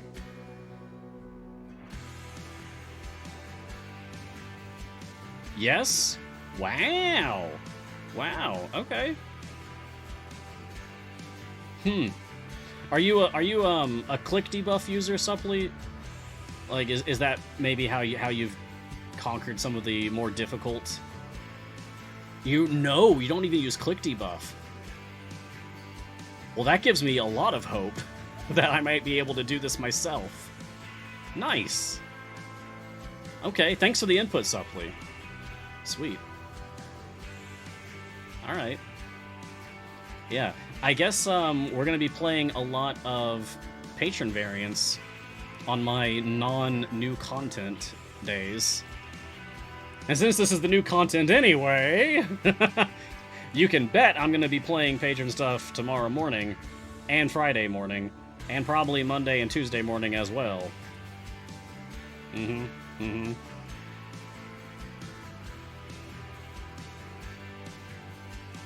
What is click debuff? Oh, Eyelion Blaze. Click debuff is a more advanced strategy that some people utilize in the game. It's a different style of formation design and gameplay that uses like 3 different formations. One for like pushing, one for debuff marking, and then one for gold find increase, and then like meticulously just clicking like one enemy to do like a ton of damage, and then that enemy explodes and you get a lot of money, something like that. It's look, I struggled understanding it myself. I've even tried watching videos for it and I don't seem to make any headway on it. I think that one's just beyond me, and maybe that's just the way it goes sometimes. Gar's got a guide for that. Yeah, Gar understands it. I don't. I would recommend checking out Gar's guide for that. Necrotic House Pet, pretty new to the game, but what are the cores you were talking about earlier? Oh, well, welcome, Necrotic House Pet. So, once you get far enough into the game... Oh, thank you, Martin, for linking the Click Debuff Reddit guide and Garwar's guide to Click Debuff. Nice. Thank you, thank you. Once you get far enough in the game, Necrotic House Pet, you'll gain access to this menu, the multi-party mode and Mojang cores. So you have to beat an adventure called Split the Party once you have access to this menu. And it's a challenge where you have to get past a certain stage without any favor, and your champions are just like periodically removed from your formation and you can't put them back. So like you lose characters as you go, and it's a very like tactical challenge that you have to beat. But once you beat it, you get access to this, and you'll get your very first Mojang core. Mojang cores look like... Well, let me make sure this is saved. Okay, yes, this is saved. Whoop, stop it. Mojang cores will look like this, except there will be lots of, like, these tiles will be, like, locked away, and only a few of them will be open at first. And at this point, you have to play what a lot of us call the pipe game, which is placing these Modron components into all this to move the psychomorphic energy from the input node around the rest of this, so that you can do things like moving it over here is giving me plus 20% to my gold find. Isn't that nice? But things get more complicated, because ultimately you want all of the nodes. And there's also different levels of the psychomorphic energy. It starts at an input of 1, but you can raise it by using these things that increase how much it's putting out.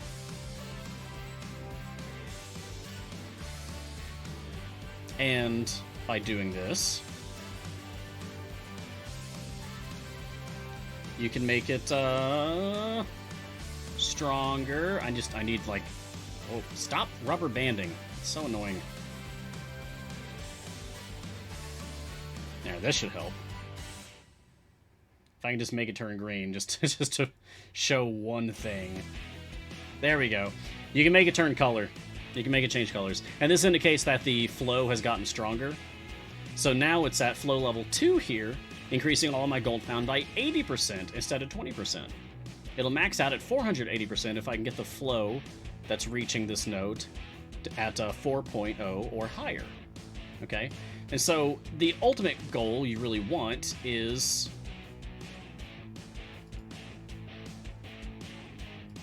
something like this,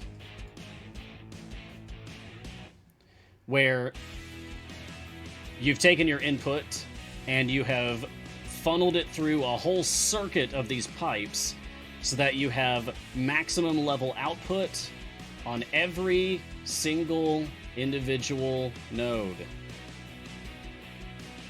You can see the full effect here.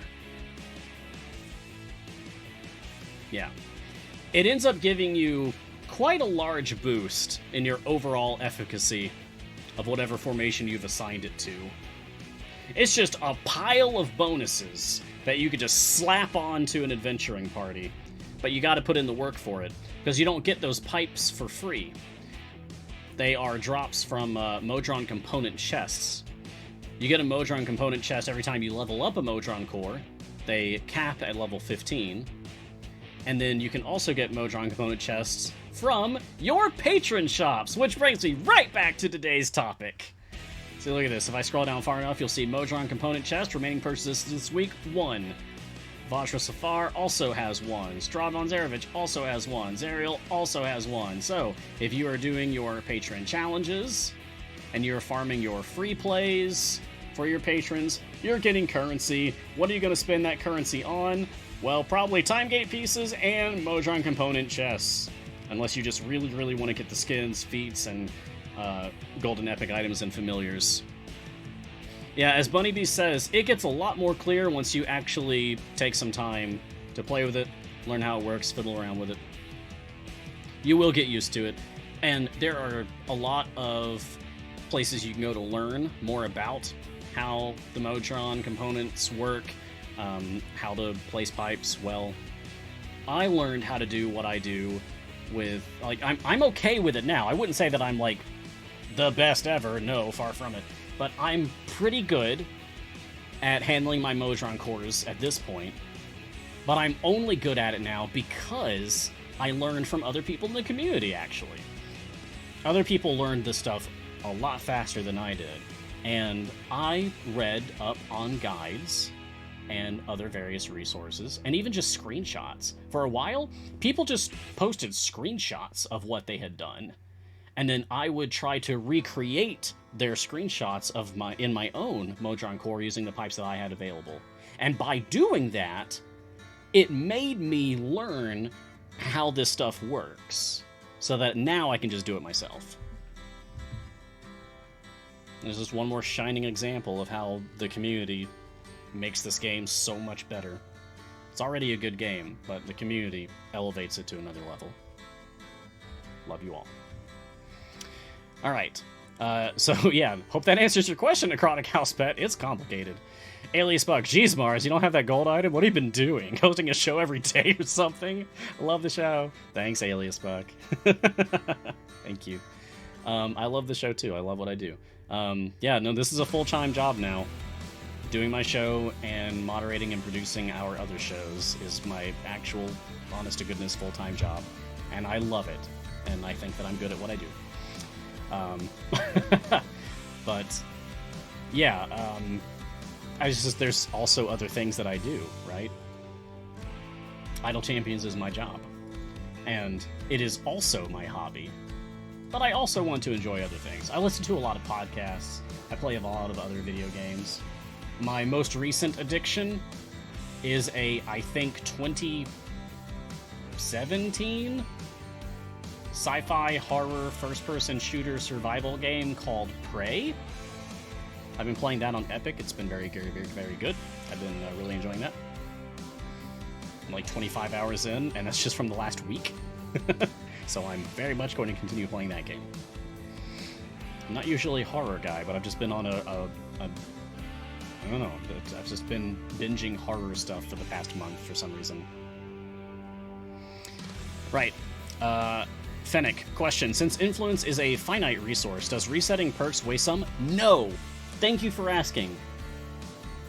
That is inconsistent with how blessings work. When you reset blessings, it will actually lose a little bit. You can see that I have spent 8.44 E16 Corellan's Favor, and if I were to reset my Corellan's Favor, it's going to give me back 8.35 E16 Corellan's Favor. So I'm going to lose 0.09 E16, which is a drop in a bucket. If we're being honest, I don't really care. But Patron Perks do not work that way. You can freely reset these all day long, and you'll lose nothing in the process. So if you need to try out different configurations because you don't have enough patron influence to get all of the perks, you can do that without any punishment. Don't sweat it. Just play the game how you want to play it. No problem. Wolfie JRB, any tips for someone who's only done 3 of the first campaign adventures? Oh, you're very new, huh?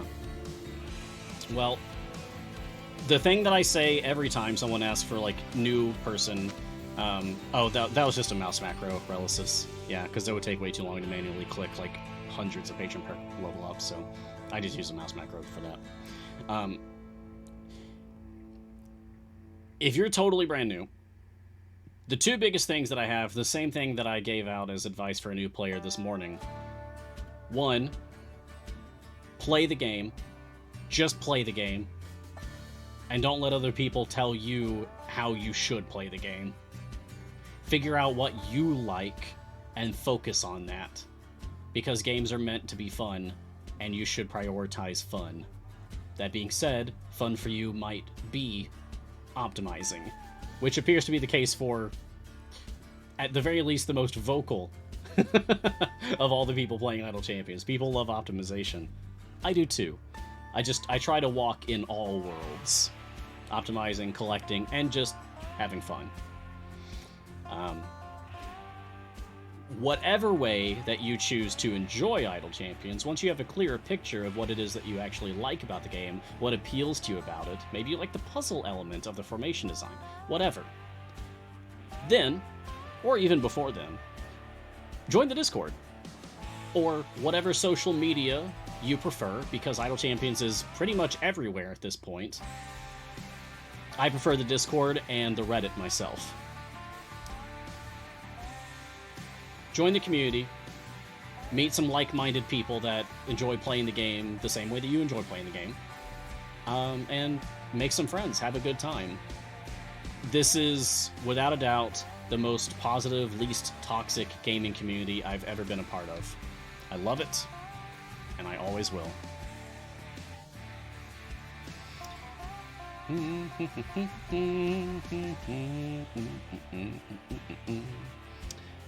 Okay, and Grommen. Question. I am cautious to spend patron influence as I worry it will prevent me from buying shop items by dropping me too low. Is there a pop-up that warns you like blessings? Oh, Grommen. I'm glad you asked that question, because I think that is a common misunderstanding. So, my current Mert the Moneylender patron influence is 7,856. I have spent on perks 1.70E07 patron influence for Mert. Just because I only have 7,856 left, that doesn't prevent me from buying things in the patron shop for Mert. No, not at all. It only tracks your total. So on the shop page, it says influence 1.70E07. On perks, it says I have this much currently and I've spent this much. But over here on the shop only cares about your maximum. How much total that you've managed to pick up. So don't sweat it. Spend your influence on perks. It's not going to stop you from affording things in the shop at all. Yeah, your total accumulated influence, that's what matters for the shop. So you can't make yourself drop below a certain threshold and then be unable to get something from the patron shop. No. And I believe that takes us to the end of the current questions. Short list this time. You know, I set a goal for 50 questions every episode. We are at 32 thus far. So come at me. More. I want more. What do I need to beat here? 350? Let's go faster. Get this done. Actually, for that matter, can I just load my speed formation here? Great. Thanks, everyone. Thank you. Come on, imps. There we go. Sure. Yeah. Great. Good. Love it. Thanks. Awesome. Fantastic. You're the best. Speed! What do I have in here that's not actually contributing? Okay, you. And yeah. Oh, Whittle. Instead of Driss. There we go. There we go. Go. Who's on mods? It's Martin. Martin, the other M, is helping me out today. Thank you again for doing what you do. Catching questions, setting up polls, and keeping us all safe. The tea of the day, thank you for asking. I should take another sip. I've barely touched this. It is something new. I have not tried this before today. That's right, we've got M&M today. Love it. Whatcha? This is Harvest Spice from Friday afternoon. From Friday's seasonal selections. It is black tea, apple, cinnamon, ginger, cardamom, natural apple, vanilla, and ginger flavoring. Now, I know cardamom is very divisive. Some people can't stand the stuff. And some people love it. My partner and I, she thinks it's disgusting. I think it tastes like lightly minty. And I like it very much, in fact.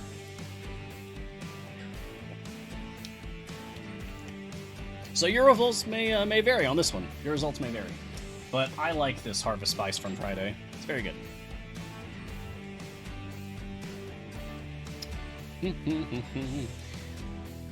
So yeah, oh, Irian, you just arrived. Yeah, so that's tonight's tea. Harvest Spice from Friday afternoon. I just talked about it. Merrick, question, when will we find out which free time gates we get to choose from this weekend? Oh, let's see. That'll be in 1 day, 21 hours, and 32 minutes. Merrick, just to make sure you understand, we all get different time gates.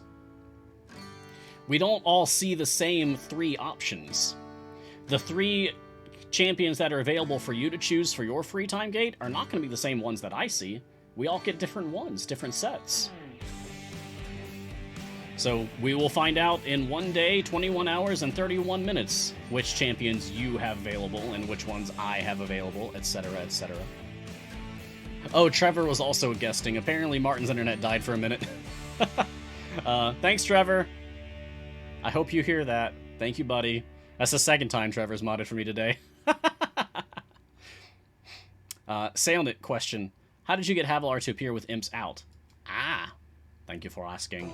So this time, I actually didn't. I actually did summon her imps manually by just clicking on her ultimate, and she got them out. But it is possible to get Havilar out with her imps. I think it depends on what platform you're on, for whatever reason. But if you have your level up scheme on something other than the double arrows, see, the double arrows is the default, that's just upgrade, right? But if you have it on anything else, I like times 100, then you have a saved formation that includes Havilar and a familiar on Havilar to level her up. Then when the familiar is automatically assigned to Havilar, because the formation was saved and you were using Modron automation, then Havilar will come out and she will already have her imps going. Dance Lover, I've heard mixed things on that. I remember people saying that it works for them on Epic, and I remember people saying that it doesn't work for them on Epic. So jury's out on that one. You'll have to just try it yourself.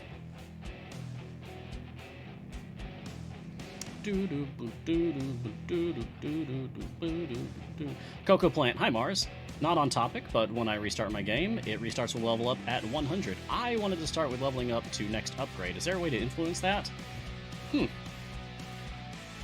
I haven't heard of the game forcibly changing what your level up scheme is on its own. So even if you manually change it back to the double arrows for upgrade, it changes back to times 100 the next time you reopen it? Is that my understanding, Coco Plant? Is that correct? Because that sounds like a bug to me, and you should submit a ticket for that. I'm not seeing a response yet, so I will move on. Wandering Bereft question, I also do origami. What's the last thing you folded? Oh, man. Probably a rose.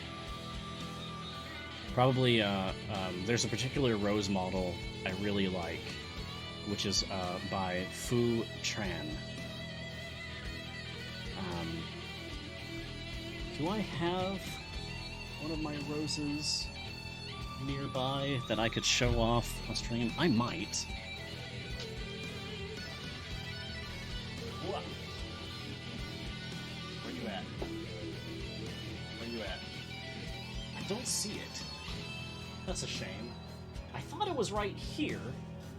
I had a tiny vase that had a couple of my roses in it that I really like, that I made like over a decade ago now. Oh, it's on the absolute opposite corner of this room. That's way too much. I'm not going to get up. So, I'll pull them down to show off on the stream tomorrow morning. But yeah, the last thing I folded was probably a rose, but it's probably been months. I used to be super into it. It was, other than Dungeons & Dragons, I would say that origami was my primary hobby in my college years.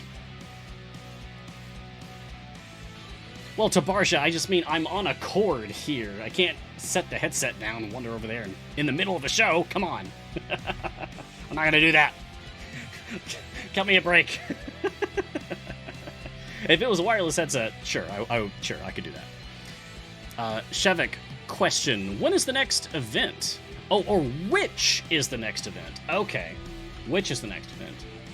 So I'll go over here.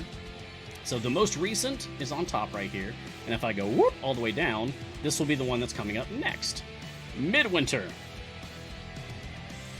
So Regis will be gone. Cathris will be gone. But we will have... Wait. Is that right? Midwinter?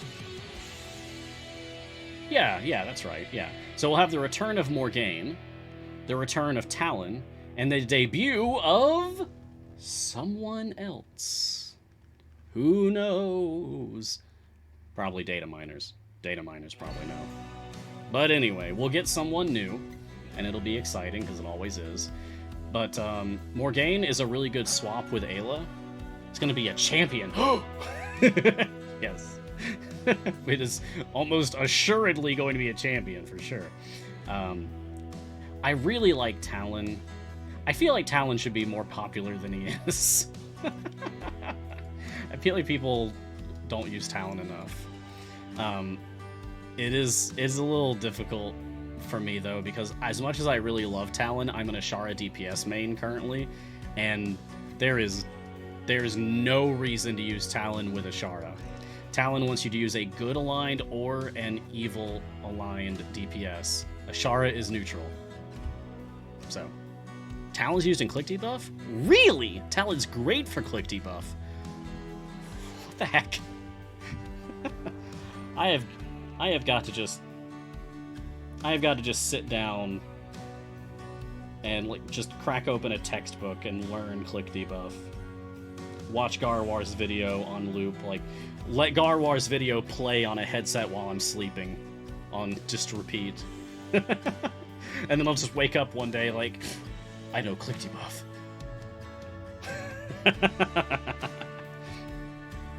Doorbell Streams has a question. Are you hungry? What's for dinner? I'm actually not hungry. I had a very filling lunch, plus snacks while I was modding. So I'm actually not very hungry. I'm very thirsty, because this show always makes me very thirsty.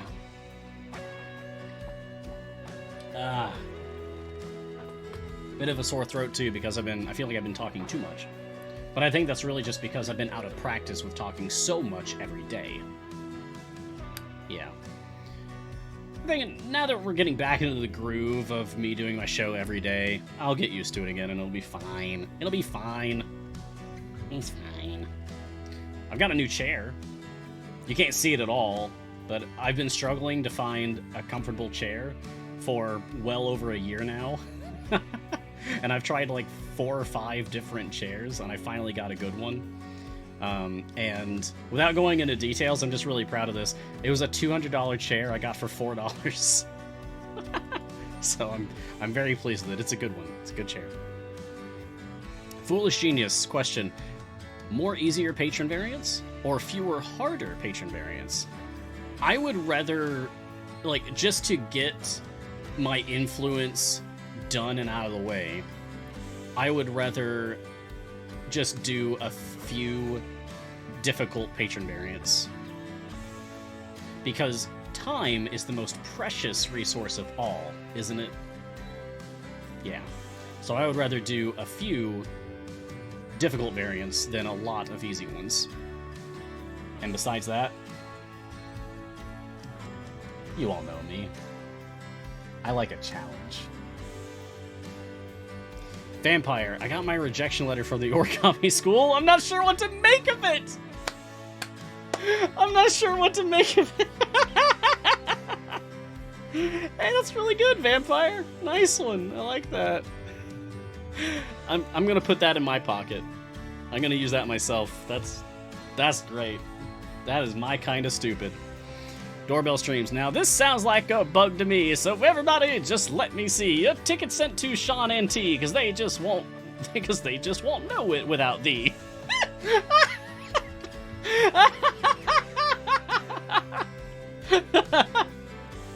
Y'all are cracking me up today. That's great, Doorbell. Now, this sounds like a bug to me. Oh, that's gonna be stuck in my head. You've cursed me. V8 Envy, gift idea from Mars' friends. One of those extendo grabby things. And just a stretching, collapsing contraption I can just reach things across the room with from way over here. I don't know, that sounds dangerous. I'm not sure how well that would actually pan out. I feel like I would knock over a lot of things. There's a lot of glass over there I would not want to knock over. And my mug collection, part of it. You can actually see part of my mug collection hanging on the wall back here. And then I've got several more on the corner opposite of where this desk is that you can't see right now. My favorites are the ones back here, though. So they get, like, prime real estate for the camera. Yeah. Okay, let's see. You know what we haven't really talked about much? And I need to do this. I need to check in on my casual game with you all, the one that I have on Epic. I just kind of mentioned, like, oh, I'm still doing this, and I haven't actually talked about it. I want to give you all an update about basically how the last event went, ultimately. Well, the last event, the one before Viconia. And then also how this event has gone. So, as you can see, I'm still in a Viconia free play. Alright, so ultimately, here's where my crawl landed. Blue, green, blue, blue, purple, blue. Ultimate attack damage, purple. I know a couple of bosses that's going to be nice to have. My Lucius ended up on blue, blue, blue, blue, green, purple. Don't super love that, but it's fine. Lucius is currently my best DPS in the game, just because of the way all this shook out. I don't imagine that's going to stay that way for very long, especially because I haven't really played with, like, now that I've got Artemis, for example. Maybe Artemis, even without gear, is still better than Lucius. I don't know.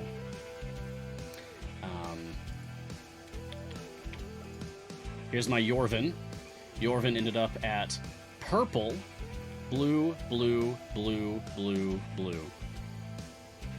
That Epic on slot 1 Dragon card. That's some good stuff.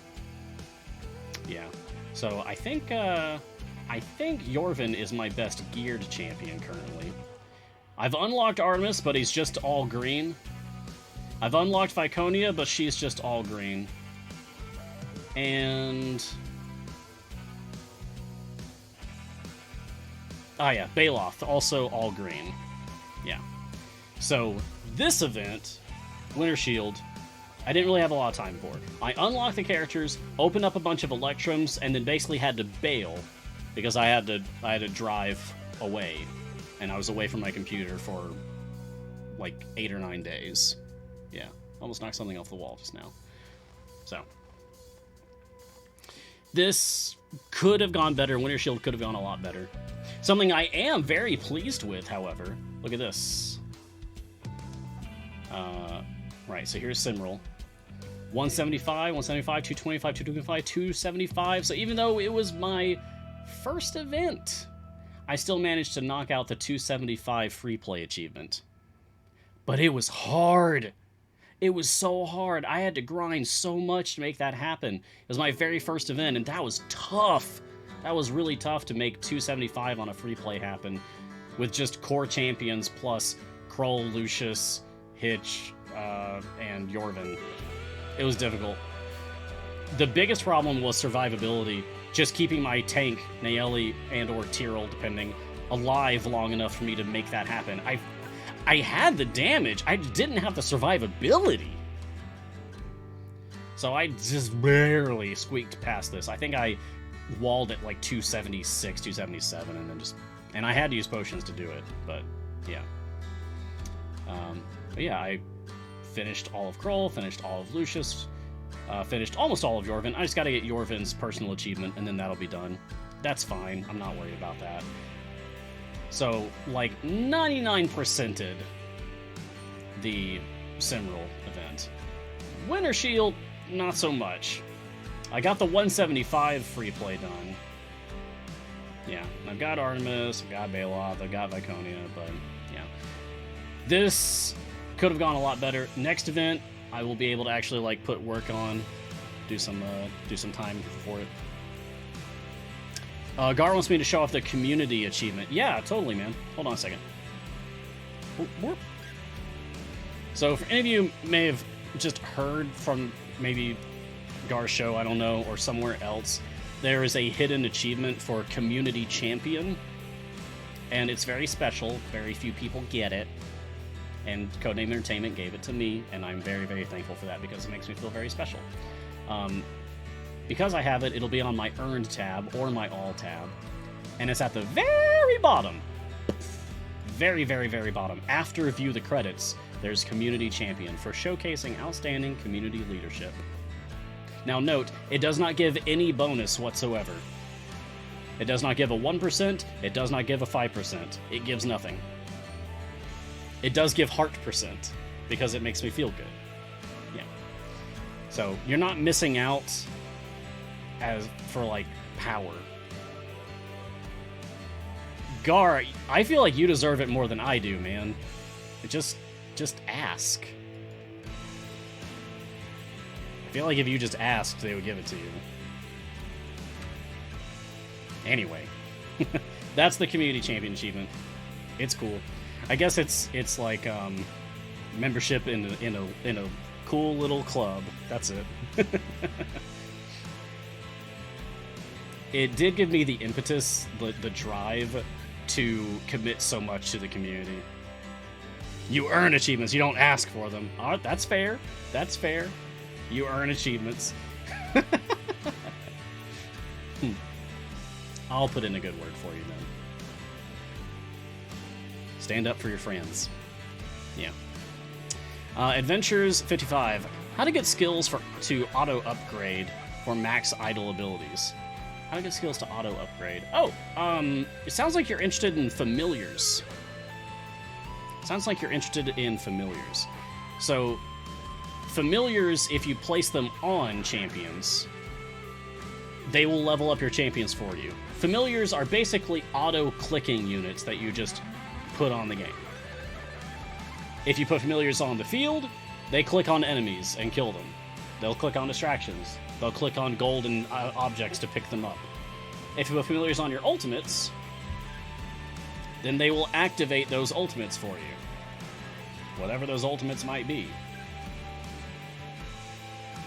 And if you put a familiar on a champion, or your click damage, then it will level up those champions for you, including picking up their upgrades. So, yeah. Just get familiars. Lots of familiars. You can never have enough. There's like 70 in the game right now.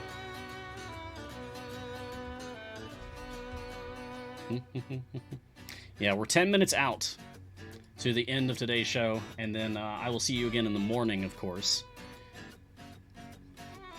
We will be playing more of these new variants and trying to earn patron influence. My personal goal is to unlock Farmer Azaka by Friday. Or during Friday's show, at the latest. Setting those little goals for myself, those little challenges for myself, is what keeps the game fresh for me. A big part of it, anyway. There's other things, too,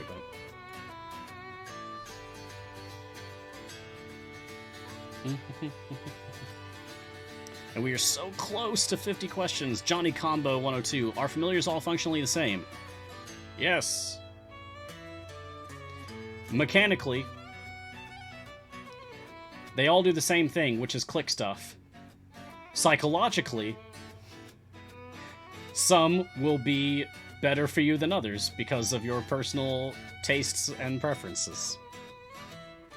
So, that's all. Get the ones you like. That's all. Cassius! Thank you for reminding me that that's a thing! I'm not under any kind of obligation to advertise for this. I just feel like it. This is an excellent segue opportunity, as Martin points out, yes. I even made it a point to set aside a link that I could drop at a moment's notice if I needed to. Have y'all heard of this Champions of the Realm thing that's going on? Have you heard of this? Have you seen this? Have you heard of this? Champions of the Realm! Presented by Realmsmith in coordination with Dungeons & Dragons and Idle Champions of the Forgotten Realms. Yeah, so I feel like they haven't done a lot of marketing for this. I feel like it hasn't been like advertised and talked about a lot. Maybe they could do they could do more of that.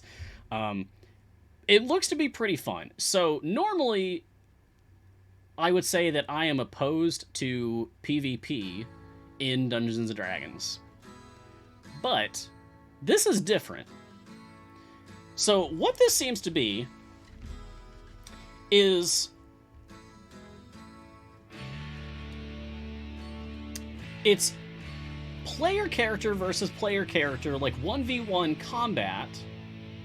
That's like live plays. They're fighting each other. I think first up we've got Esmeralda versus Beetle. Like from Beetle and Grimm.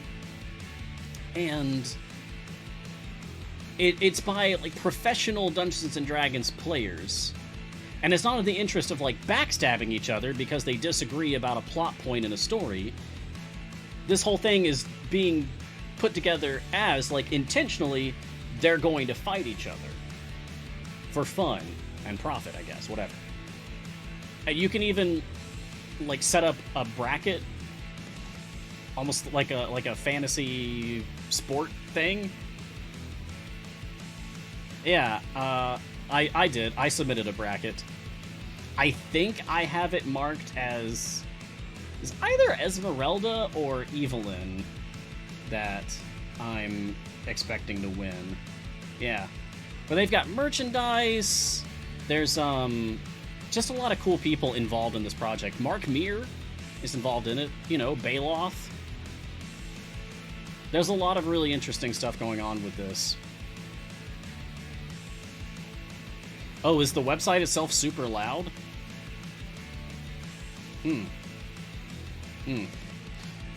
If you're using Chrome or Opera, I know you can also right-click a tab itself, like at the header, and then click mute.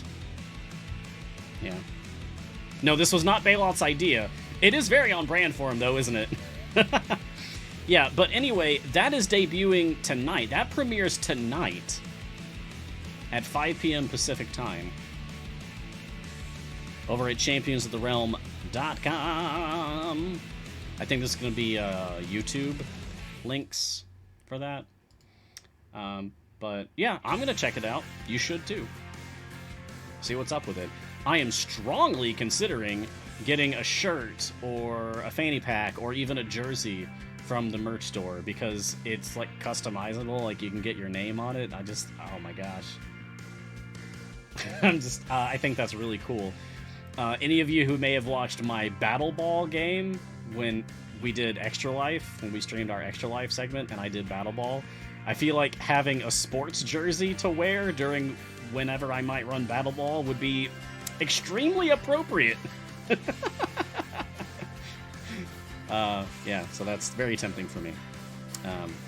Anyway, yeah, Champions of the Realm, that's tonight at 5 p.m. Pacific time, 8 p.m. Eastern, if you're me. So I guess that'll be starting up in a little, like 2 hours and a few minutes. So very soon. It's like Critical Role Royales, but one-on-one. Yeah. Yeah, it's 1v1 PvP stuff, and like intended to be PvP, which is why I'm okay with it. I don't like when players start attacking each other in the middle of a game. But that's not what this is. This is like for sport that they're going head to head. Yeah, Matthew Lillard and Satine Phoenix. Yeah, I love Satine. She's great. And Matthew Lillard from Beetle and Grimm. Oh, nice. We beat Patron Party. Good timing because we're almost done here. I'll just let this ride out to the end. Violence is okay if it's for sport. Yeah, that's what our culture's decided, I guess. So, ugh. It'll be interesting to see how it goes. I'm not really sure what to expect from this outside of what I'm hoping is a professional production and fun for everyone watching. But I don't know like what else to expect from it because I've never seen anything even remotely like this before myself. Yeah, Aristodemi, I felt the same way. When I was making my predictions for who would win which bets, I was like, there's no way, like, this person's gonna beat this person. Look at those stats! Yeah, it'd be interesting. I really hope Mark Meer makes it for a while, just because his antics, his portrayal of any character is always very fun. That would be an amazing moment, Bunny Beast, if, like, out of nowhere, Beetle tags in Grimm. Like, it's not discussed beforehand, just, like, I've got a partner, psych! What? Oh no, now there's a barbarian, now it's a 2v1, ah! Yeah, that would be funny. Yeah, so, check it out, show them some love. I mean, we're sponsoring it, after all, so... Hopefully it goes well. If it goes very well, maybe we'll even have more in the future. That could be interesting. By God, King, that's Grimm's music! Good one, Tron, good one. So pumped, thank you. Oh, you're welcome, Saverna. Yeah, enjoy it. Alright, let's go ahead and wrap up now. It's about that time. I better be hitting the old dusty trail. Oh, Knockout Panda, is it possible to unlock all the Patron Perks of the current variants? No, from what I understand. You can get everything but all the Zerial ones, apparently. And Plash, question, when are they going to make a jukebox song about Garwar guides, right? Yeah, Garwar and Bardic Inspiration, when? I'll commit my channel points to that. Okay, that's 50 questions. Thank you, Martin, for grabbing them. I feel better now. It's my personal goal met. So, hey, everybody. You. I'm talking to you. You with the face. Thanks for joining me today for this episode of Gar's Guiding Hand. I will see you all again next time, which will be tomorrow morning. Now, I don't believe we have Sketching Hour coming up after this. We normally do. Not this time. So this is the last question for the day, or the last stream for the day. And, yeah, I'll see you in the morning, bright and early, 7 a.m. Pacific time. Be there. and we'll do more patron stuff. We'll talk about all this again, and we'll challenge ourselves, and we'll get weird with it, of course, because that's what we do here, and we'll have some fun. Check out all the other awesome shows that we've got. Let's see. For tomorrow, I will recommend specifically... You know what? Developer Insights, yeah. Come check out Developer Insights. Ooh! And I don't know who is going to be the subject for Idle Insights, but I suspect it's going to be a very good one. So yeah, just check out that whole 2-hour block, Idle Insights and Developer Insights tomorrow. Yeah, and until next time, oh, I gotta say the rest. I'm sorry. We're just coming back. You can follow Idle Champions on social media. You can follow me on social media at Ryan Blake Hall, but please call me Mars. It's my preferred name. Join our community on your social media of choice. Thank you to Cutting Entertainment. Thank you to Martin. And, for a brief period, Trevor as well, for assisting. Thank you for our mods. Thank you everyone for watching. Wherever you're all in the multiverse. I can't even talk right. Be safe, be kind, make someone smile today, even if that someone is you. Just do what you can to spread joy in the world. And until next time, which is tomorrow morning, look sharp. And once again, Happy New Year. I did so well, and then I stumbled over myself right at the end. Ah!